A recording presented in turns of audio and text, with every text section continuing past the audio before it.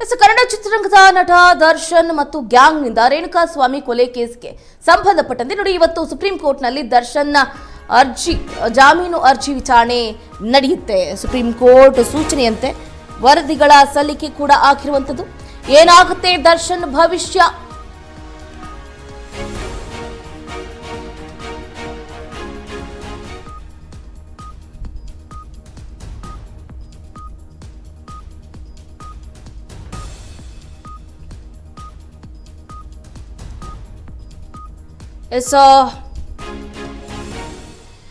ಕೋಟ್ಯಾಂತರ ಜನರ ಕನಸಿನ ದಿನ ಯಾವಾಗ ಬರುತ್ತೋ ಗೊತ್ತಿಲ್ಲ. ಬಟ್ ನಟ ದರ್ಶನ್ ಅವರು ಈಗಾಗಲೇ ರೇಣುಕಾಸ್ವಾಮಿ ಕೊಲೆ ಕೇಸ್ನಲ್ಲಿ ಅಂಧರಾಗಿ ಬರೋಬ್ಬರಿ 1.5 ವರ್ಷಗಳು ಸಮೀಪಿಸ್ತಾ ಇದೆ.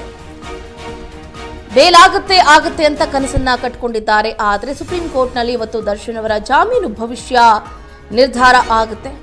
ನೋಡಿ, ಮೇ 14ನೇ ತಾರೀಕು ಸುಪ್ರೀಂ ಕೋರ್ಟ್ನಲ್ಲಿ ವಿಚಾರಣೆ ನಡೆಯುತ್ತೆ. ದರ್ಶನ್ ಜಾಮೀನಿಗೆ ನಿರ್ಣಾಯಕ ದಿನವಾಗುತ್ತಾ ಅಂತ ಒಂದು ಕಡೆ ಕುತೂಹಲ ಇತ್ತು ನಿನ್ನೆ ಆ್ಯಕ್ಚುಲಿ ಹೇಳಬೇಕಂತಂದ್ರೆ. ಸೊ ಇವತ್ತು ಏನು ಆಜ್ಞೆ ಬರುತ್ತೆ ಸುಪ್ರೀಂ ಕೋರ್ಟ್ನಿಂದ, ಏನು ಅಪ್ಡೇಟ್ ರಿಲೀಸ್ ಆಗುತ್ತೆ ಅನ್ನೋದು ಬೇಕಾಗಿರುವಂಥದ್ದು. ನ್ಯಾಯಾಧೀಶ ಪರ್ದಿವಾಲಾ ನ್ಯಾಯಾಧೀಶರಾಗಿರುವಂತಹ ವಿಜಯ್ ಪೀಠದಲ್ಲಿ ವಿಚಾರಣೆ ನಡೆಯುತ್ತೆ. 57ನೇ CCH ಕೋರ್ಟ್ನಿಂದ ವರದಿ ಕೇಳಿದೆ ಸುಪ್ರೀಂ ಕೋರ್ಟ್. ಪ್ರಾಸಿಕ್ಯೂಷನ್ ಜೈಲು ಅಧಿಕಾರಿಗಳ ವರದಿಗೆ ಸೂಚನೆ ಈಗಾಗಲೇ ಸಿಕ್ಕಿರುವಂಥದ್ದು. 3 ಪ್ರತ್ಯೇಕ ವರದಿಗಳು ಸುಪ್ರೀಂ ಕೋರ್ಟ್ಗೆ ಸಲ್ಲಿಕೆ ಆಗಲಿದೆ. ವರದಿಯನ್ನ ಆಧರಿಸಿ ವಿಚಾರಣೆಯನ್ನ ನಡೆಸಲಿದೆ ಸುಪ್ರೀಂ ಕೋರ್ಟ್. ರೇಣುಕಾಸ್ವಾಮಿ ಹತ್ಯೆ ಪ್ರಕರಣದ ಸಂಬಂಧ ಜೈಲು ಸೇರಿರುವ ನಟ ದರ್ಶನ್ ಅವರಿಗೆ ಇವತ್ತು ಬಿಗ್ ಡೇ ಅಂತಾನೆ ಹೇಳಬಹುದು.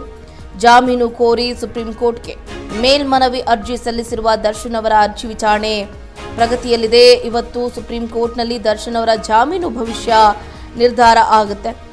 ಅವರ ಅಭಿಮಾನಿಗಳು ಬಹಳ ಕಾತುರದಿಂದ ಕಾಯ್ತಾ ಇದ್ದಾರೆ.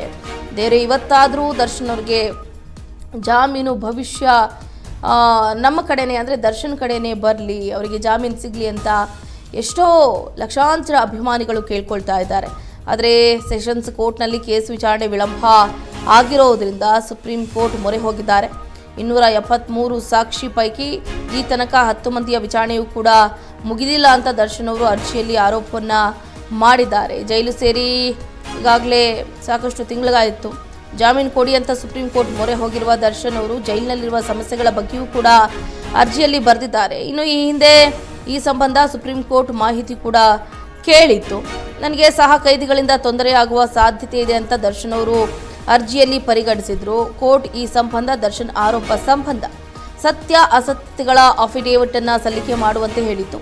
ಪ್ರಕರಣದ ವಿಚಾರಣೆಗೆ ವಿಳಂಬಕ್ಕೆ ಕಾರಣ ಇರುವ ವರದಿಗಳನ್ನು ಕೂಡ ಸಲ್ಲಿಸೋದಕ್ಕೆ ಹೇಳಿತ್ತು. ಕನಿಷ್ಠ ಮಟ್ಟದ ಸೌಲಭ್ಯವು ನೀಡ್ತಾ ಇಲ್ಲ ಅಂತ ಆರೋಪವನ್ನ ಮಾಡಿರೋದ್ರ ಸಂಬಂಧ ಇದೀಗ ಅಫಿಡೇವಿಟ್ನಲ್ಲಿ ಸಲ್ಲಿಕೆ ಮಾಡಿ ಪೊಲೀಸರು ಕೂಡ ಮಾಹಿತಿಯನ್ನ ನೀಡಿದ್ರು. ಸೊ ಹಾಗಾಗಿ ದರ್ಶನ್ಗೆ ನಾಳೆ ಡೂ ಆರ್ ಡೈ, ಅಂದರೆ ಒಂದು ಕಡೆ ಏನಂತಂದ್ರೆ ಇವತ್ತು ಅವರಿಗೆ ಜಾಮೀನು ಅರ್ಜಿ ವಿಚಾರಣೆ ನಡೆಯುತ್ತೆ. ಇವತ್ತೇ ಅಪ್ಡೇಟ್ ಕೂಡ ರಿಲೀಸ್ ಆಗುತ್ತೆ. ಇವತ್ತೇನೆ ಅವರ ಡೂ ಆರ್ ಡೈ ಏನಾಗಬಹುದು ಅನ್ನೋದನ್ನ ಕಾದು ನೋಡಬೇಕಾಗುತ್ತೆ.